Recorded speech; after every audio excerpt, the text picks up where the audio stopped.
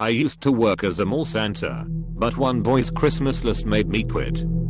It was the third time that day that I felt an unnatural warmth begin where the child was sitting on my leg. I'd grown past being disgusted by it. As I felt the first drops hit my leg inside the suit and begin to roll down my leg, I lifted the boy under the armpits, set him on his feet next to the chair, and stood up. He started crying, and the piece of paper he was gripping tightly in his little fist fell from his hand as he smothered his tears in his palms. "Hey, little man, it's okay," I said. "It happens.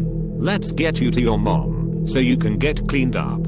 I looked up and saw a pretty blonde woman with arms full of shopping bags was already hurrying over, alerted either by the tears or the enormous wet spot on her son's pants. "I'm his mom," she said through rapid breaths from the hustle over. "Hi, ma'am," I said as she walked up.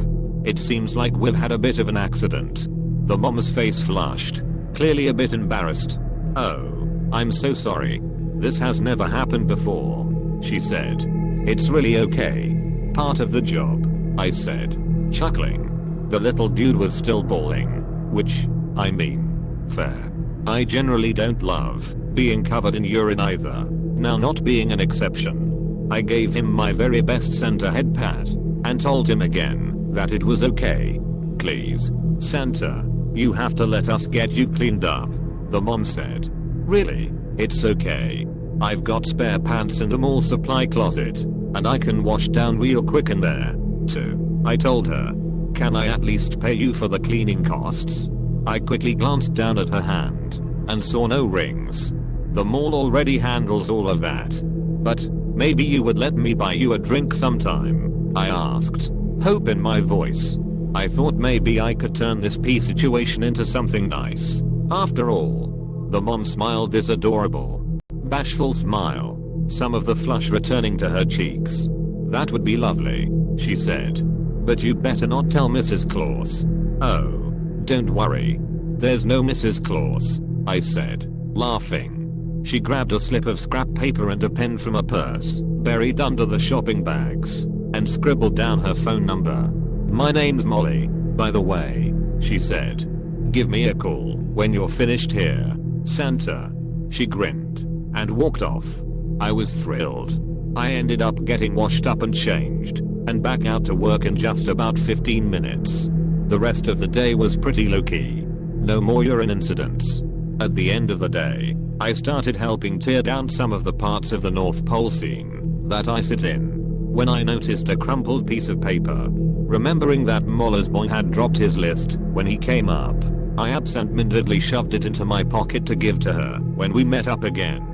After finishing packing up and getting changed, I jumped in my car and raced home. I wanted to at least take a shower and get myself cleaned up to prove to her that I wasn't just some loser in a urine-soaked Santa costume. Getting up to my apartment, I pulled out the paper in my pocket and dropped it on my kitchen island.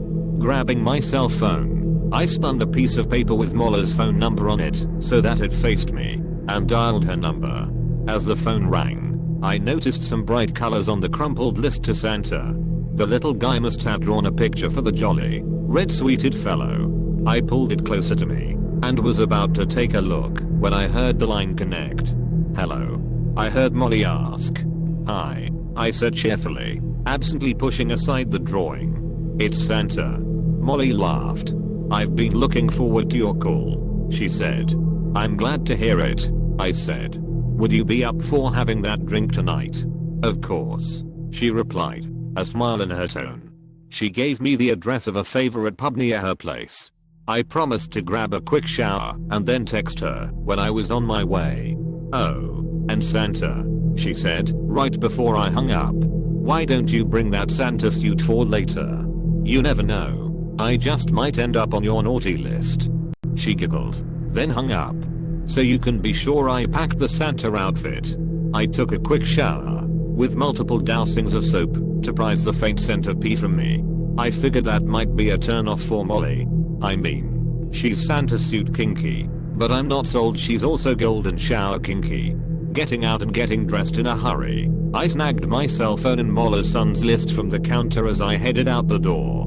On the elevator, right down to the parking area, I shot Molly a quick text telling her I was on my way. Fidgeting with the paper in my hands, I remembered that I had wanted to look at the picture to Santa. Opening it up, I saw a nightmare etched in crayon across the page. Within the childish scratchings, I could make out a red-suited man with a thick white beard and a Santa hat lying strapped to a bed. Kneeling above him, a woman with blonde hair and no clothes was holding a thin grey object in the air. Dark red crayon erupted from the red-suited man's neck. The boy had drawn his mother murdering a man dressed as Santa mid-sexcapade. The elevator reached the ground floor, and I stood still in shock for so long that the doors opened and then reclosed, assuming I had gotten out. I kept staring at the drawing, and I noticed, seemingly muted by the geyser of red, a shape under the bed. It looked like a small boy, huddled, hands over his ears, hiding under the fountaining viscera. I gasped and took an involuntary step back, almost tripping over the bag full of Santa suit I had set on the floor next to me. The elevator started moving again, startling me.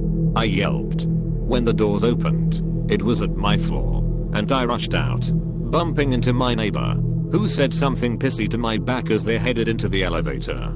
I unlocked my door, rushed in, and slammed it behind me, throwing the deadbolt. As the shock and adrenaline worked its way through my veins, I fell back against the door, slowly sliding down it until I sat on the floor. Eventually, I broke down and cried, grasping the drawing, the warning the boy had given me, tightly in my hand, just like he had this morning. And that was when my phone started ringing. It was Molly. I barricaded the front door to the cheerful ringtone as it rang over and over and over. Part 2. X. Holy speep. Good looking out, kid. Op, your gift to him should be a therapy fund. Gonna need to do some serious unpacking as an adult to get over his murderous psychopath mom. Call the police, go arrest the psychopath Lady Anne. Rescue the child. I'm calling Child Protective Services. Need a restraining order too. And perhaps a counselor. This is far better than police. Police would probably shoot her.